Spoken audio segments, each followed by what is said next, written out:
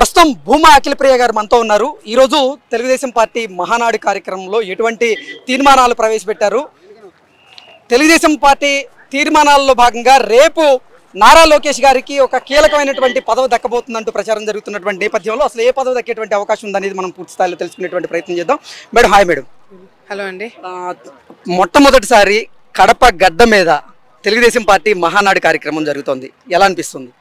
రాయలసీమలో గతంలో కూడా మహానాడు జరపడం జరిగింది, కానీ కడపలో ఈరోజు జరగడం అనేది కూడా ఇది గత ఎన్నికల్లో ప్రజలు ఇచ్చిన మ్యాండేట్. ప్రజలు ఏ విధంగా పార్టీ మీద నమ్మకం పెట్టుకొని వాళ్ళు పడిన ఇబ్బందులు కష్టాలన్నీ గుర్తుపెట్టుకొని తెలుగుదేశం పార్టీ అయితేనే మళ్ళీ మేము బాగుపడతామని ఒక నమ్మకంతో ఓట్లేసి గెలిపించి ఈరోజు ఇది మా పార్టీ అని చెప్పి హక్కున చేర్చుకున్నారో అదంతా కూడా గుర్తుపెట్టుకొని గెలిచిన తర్వాత మహానాడు మొదటి మహానాడు కూడా కడపలో పెట్టడం, రాయలసీమలో పెట్టడం అనేది మా అందరూ కూడా చాలా మా అదృష్టంగా భావిస్తున్నాము.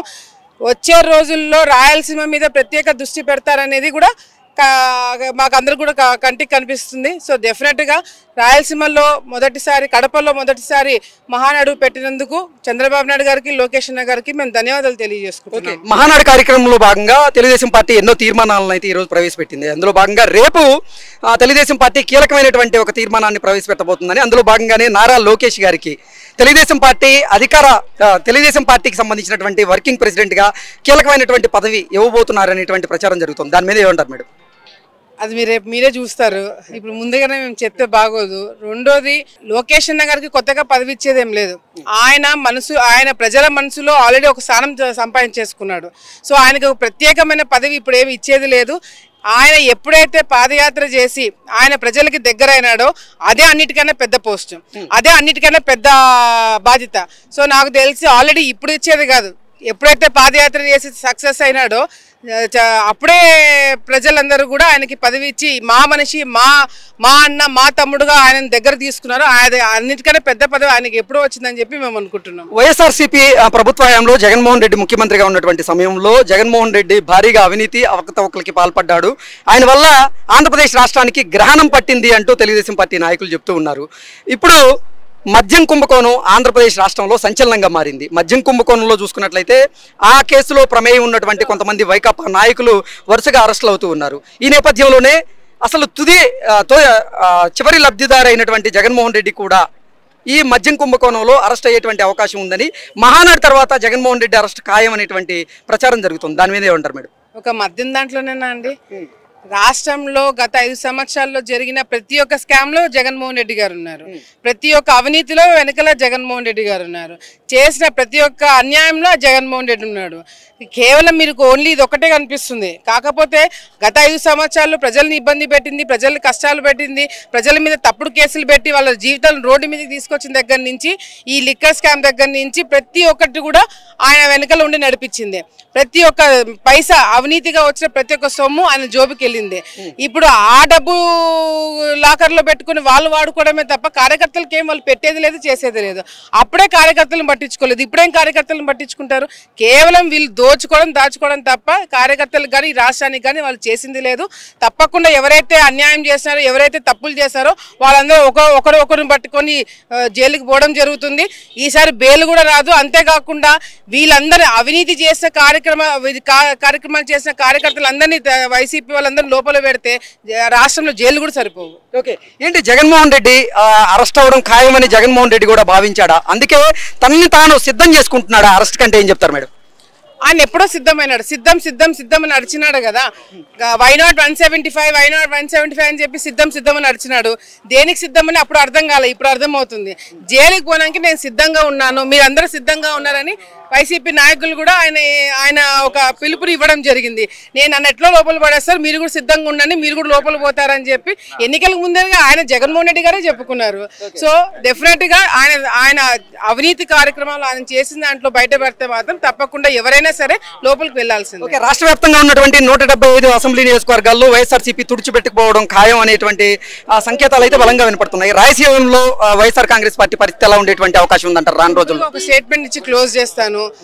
వై నాట్ 175 అన్నాడు, కడపలో మహానాడు పెట్టాము. మళ్ళీ ఎక్కువ ఏమన్నా మళ్ళీ వై నాట్ 175 అంటే ఈసారి పులివెందులో పెడతారు. Thank you. అనంతపురం జిల్లా ఎంపీ లక్ష్మీనారాయణ గారు ప్రస్తుతం మనతో పాటు ఉన్నారు. అసలు మహానాడులో ఈ రోజు జరిగినటువంటి తీర్మానాల మీద మనం ఒకసారి విశ్లేషణ చేసుకునేటువంటి ప్రయత్నం అయితే చేద్దాం. సార్ ఎలా ఉన్నారు సార్? బాగున్నా, చెప్పండి. ఓకే సార్, ఈరోజు కడప గడ్డ మీద తెలుగుదేశం పార్టీ మహానాడు కార్యక్రమాన్ని చేసింది. మొదటి రోజు ఎన్నో తీర్మానాలను అయితే ప్రవేశపెట్టడం జరిగింది. ఏంటి సార్ మొదటి రోజు ఎలా జరిగింది?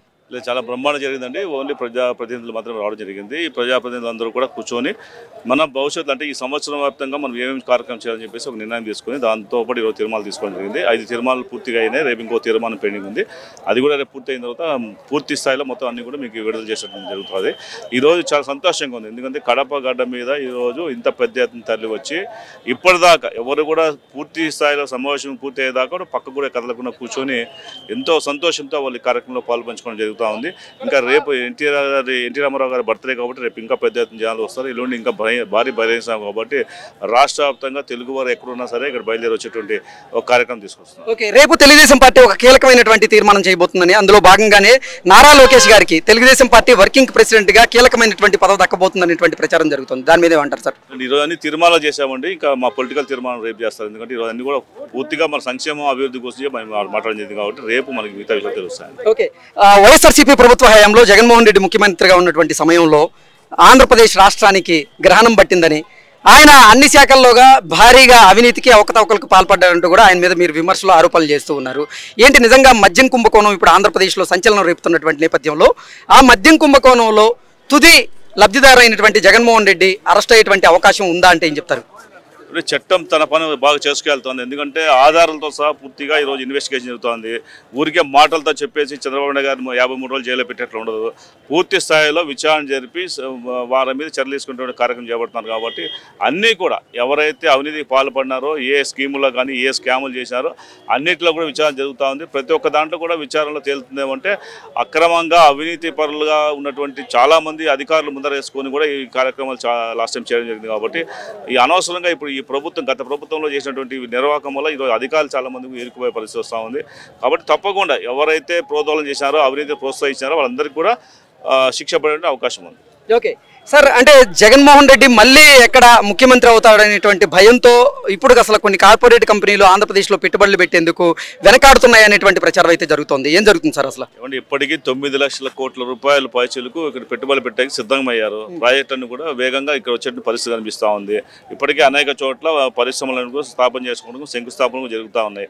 ఇంకా వెనుకపోయే పరిస్థితి ఎక్కడ ఉందండి? గతంలో 5 సంవత్సరాలు చాలా వరకు భయపడ్డారు. అదే వాస్తవం మీరు చెప్పింది. 5 సంవత్సరాల పరిపాలనలో ఏ పరిశ్రమ వలన కానీ ఇక్కడ చూసిన పరిస్థితులు బట్టి మనం ఉండలేమనే పరిస్థితిలో వెనక్కి వెళ్ళిపోయిన పరిస్థితి చూస్తున్నాము. ఈరోజు అందరూ కూడా ముందుకు వచ్చి ఎక్కడికక్కడ ఈరోజు పరిశ్రమ స్థాపన కోసం అటు శ్రీ సిటీ కానీ, ఇటు రాయలసీమ ప్రాంతం కానీ, అనంతపురం జిల్లా కానీ, ప్రతి చోట్ల వైజాగ్లో కానీ విపరీతమైనటువంటి ఇన్వెస్టర్స్ వస్తున్నారు. తప్పకుండా అమరావతి డెవలప్ అయిన తర్వాత ఇంకా భారీ ఎత్తున పెట్టుబడులు ఆంధ్రప్రదేశ్కి వచ్చేటువంటి అవకాశం ఉంది. కాబట్టి ఇప్పుడు మేమున్న ప్రభుత్వంలో పూర్తి స్థాయిలో నమ్మకం కలిగింది. ఇండస్ట్రీస్లు కావచ్చు, లేకపోతే ప్రాజెక్టులు పెట్టే వాళ్ళు కావచ్చు, లేకపోతే ఇక్కడ పెట్టుబడులు పెట్టే ప్రతి ఒక్కరు కూడా ఈరోజు స్వర్గధామంలో కనిపిస్తుంది ఆంధ్రప్రదేశ్. ఎందుకంటే భవిష్యత్తులోనే ఆంధ్రప్రదేశ్ భారతదేశంలో మొట్టమొదటి స్థానంలో ఉంటుందనే ఎటువంటి సందేహం లేదు. 100% చంద్రబాబు నాయుడు గారి సారథ్యంలో ఆంధ్రప్రదేశ్ ప్రగతి వైపు వెళ్తా ఉంది. అభివృద్ధి, సంక్షేమం రెండు కూడా పరుగులు పెడుతున్నాయండి. Okay, thank you sir.